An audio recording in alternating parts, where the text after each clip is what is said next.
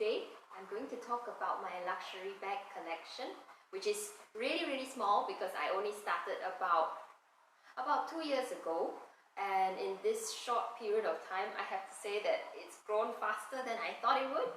I never used to be the type of person that would spend on this kind of thing.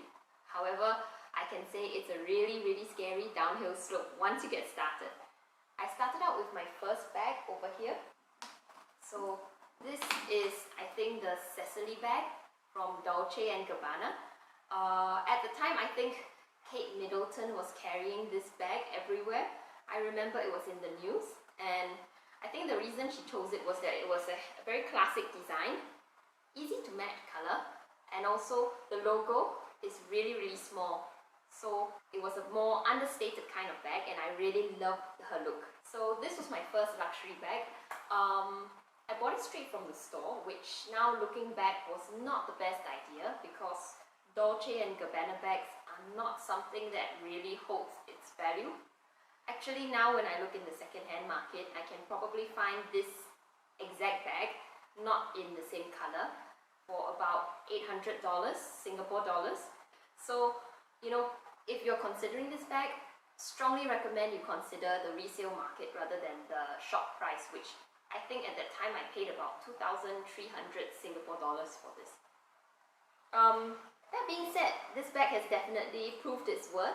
When I go overseas, I tend to carry this bag because you don't want to be too flashy and you want to avoid a mugging or pickpocketing.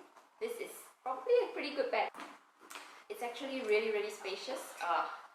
Yeah, this bag has now been through many accidents, including a melted chocolate bar inside, so it's no longer in pristine condition, but definitely it's a workhorse. I use this for my daily bag as well on most days. Yeah. After that, I bought this, which until today I have not really worn more than maybe 2 times. This would be the Saint Laurent.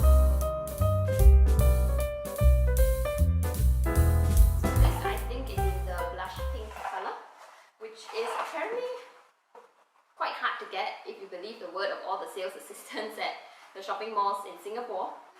They claim that this color is out of production or hasn't been in stock for a while, so it made me really desperate to get it when I saw it.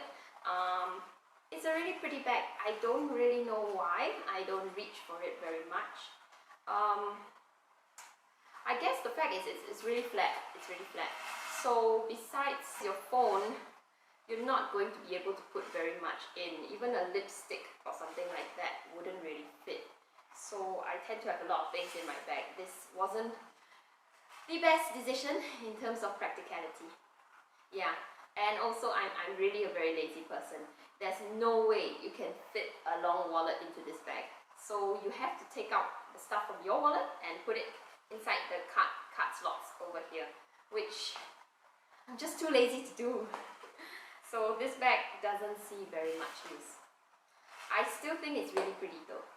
Yeah, I should probably try to use this a bit more. The third one. I did buy this one second-hand. This Prada Saffiano. I think it's the Prada Saffiano or Prada Galleria, something like that. Let me check that out later. This one has been worn to death, but it really is a very tough bag. This was my constant work bag for about 2 years, I think. Okay, I got this about 4 years ago. Yeah, so it was 2 years with this, then 2 years with the Dolce & Gabbana. Yeah. It's got many compartments. Functionally, it's very spacious. Cannot hold a laptop, but if you're working on an iPad, that would certainly fit. I still use this bag occasionally when I really need to carry a lot of things. It's held up its shape really well over the time. Even though now the sides are kind of giving way, so it's not really as square as it used to be, especially when you stuff a lot of things inside. And to be honest, when I carry this bag, I think more people recognize it as a Prada than the Dolce & Gabbana, which I think most people think is some kind of high street bag. So this is my third bag. actually my first luxury bag. I bought this for about $600 from a second-hand dealer. Starting to see a trend in all the colors looking the same. I really need to stop buying bags of the same color. After that, I entered the Chanel phase, which all of you should probably know is just a downhill drop from there. Once you get into Chanel, it's very hard to change back to other brands. So this was the first one I bought. To be honest, I did not want this bag. I bought it because I knew that if I didn't get something from the shop, they wouldn't put me down on the wait list for the beige Claire, which I really wanted. I tried, but clearly they wouldn't take a non-customer seriously. So I realized I had to make at least one purchase first and get a dedicated sales assistant before I tried to ask them for the beige Claire. At least that way there would be a higher chance of me getting it. Some of you may ask, why didn't I just get it secondhand? But to be honest, what I covered in the previous video, the fakes from China are now so good. It's actually virtually impossible to be 100% sure whether you're getting a real or a fake when you buy a Chanel secondhand. So I didn't want to risk paying like $10,000 for something that was maybe 500 in China. So I decided if I was going to get Chanel bag, it had to be from the retail shop. So this was my first purchase because this was what they had in stock. So this is the medium classic flap in black lambskin. They also had the black caviar, but I was not a fan of that. I personally think the lambskin bags look a lot nicer than the black. I'm not going to review the bag because there's been 1001 reviews of this bag. I'm sure you don't need another one. I use this sometimes. It's coming more functional and practical than I thought. This is my first black bag, and I realized black is really a versatile color. So I use this a lot for weddings because it just goes with every outfit, especially dark colored outfits like red, dark blue. This is the go-to bag. In gold hardware, all my bags, if you've realized, are in gold hardware because I don't use silver jewelry. What do you think about that actually? Like having your bag match your jewelry. Should it match? I don't know. I always thought they have to match, otherwise it looks weird. What do you think? So this I shall put over here. Then my darling that took about 8 months of waiting. Da-da-da. What I was waiting for.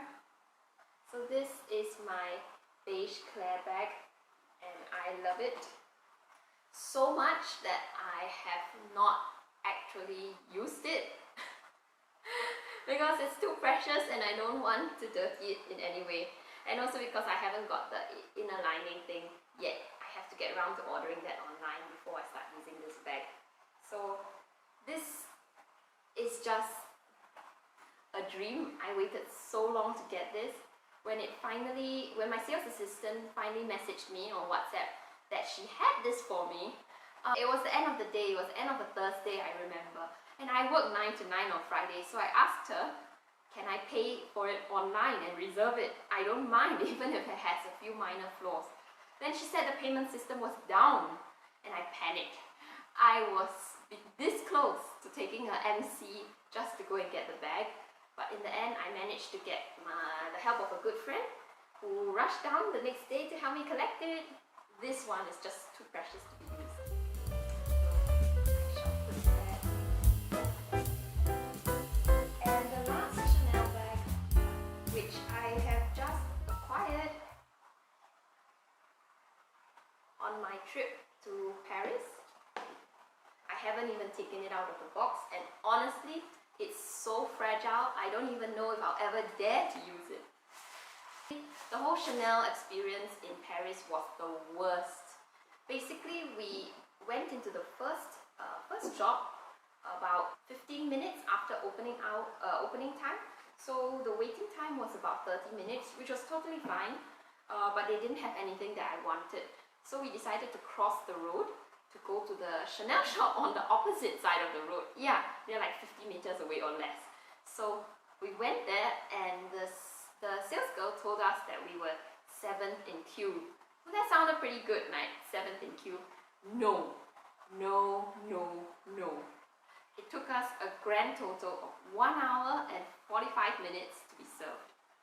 And I really hate the fact that because you're all sitting in the shop in different places, there's no way to really keep track of how many people are left or how fast they're seeing the people. Unlike Louis Vuitton, when I went to Paris, the queue was outside the shop, so it was a very clear visual representation of how many people were in front of you. Nope, in Chanel, no such thing, and I was too shy to keep asking how long it was. And even when there was one person in front of me, that person took half an hour. So seriously, it was a crazy experience. Never queuing again. I bought this. So this is, I think, the trendy CC. I'm not entirely sure what this is, but after queuing, I had to get something. And it's so fragile. I haven't even taken it out, and there are already markings, which I'm going to try and show you here, from the chain. So clearly it can't be stored that way. I'm going to have to think of some other way to store it, and hopefully these parts will pop back up after a while. I'm so scared to use this, and it seems like something that would get dirty very easily, but I really love the color. I think it's 22C, but I'm not entirely sure. I love the fact you can wear it this way, you know, like the classic flaps. Yeah, so that, you know, you can wear it two ways. Very excited to carry this out. I think I should just get past the price point and worrying about dirtying it and use it. Otherwise, what is the point of buying a bag if you don't actually dare to use it? So other than the Chanel bag, this was my other purchase from the trip to Paris, and I love this bag so much. So this is from Louis Vuitton. I'm not quite sure what the name of this bag is. I will check that up. I love the size. This is in the PM size. I think in the MM size it comes in the more traditional Louis Vuitton colors of the dark brown. And actually I like those colors, but the size was just too big for my height. I'm only about 160 cm, so that would be about 5'3", I think. And no regrets. I actually think maybe this color goes better with my wardrobe. So this would probably be the most logo-y bag that I have, and probably as logo-y as I'm going to go. And it's very spacious. I have inside with me my LV wallet, which fits pretty well. This is a very old one in the rose ballerine. And I also have this, which I got in Paris as well. My key holder in the dark pink. I love it. So yeah, I am now officially carrying LV for everything, which has become my new work bag for the last 2-3 weeks. And the surprising thing about this bag is how much my friends liked it. Those range from those of my friends that were my age to those that were in their 50s. So I think this is really a very versatile bag. Some of my older colleagues at work have also gone to have a look at this in the Singapore shop. I think the amazing part of the appeal of this bag is how it seems to be pretty ageless and timeless. So now we have it. That is about the end of the collection. I do have this other one. This is a Tory Burch. Not very sure if you consider it a luxury bag, but I think it's quite pretty as well. Got this from the outlets in Paris. So that is all. So this is my luxury bag collection now. Do you have any suggestions on what I should get next? To be honest, I am considering one more, the Mulberry Alexa. Give me your thoughts. Any other suggestions? So this is my bag collection. I hope you enjoyed the show, and I will try to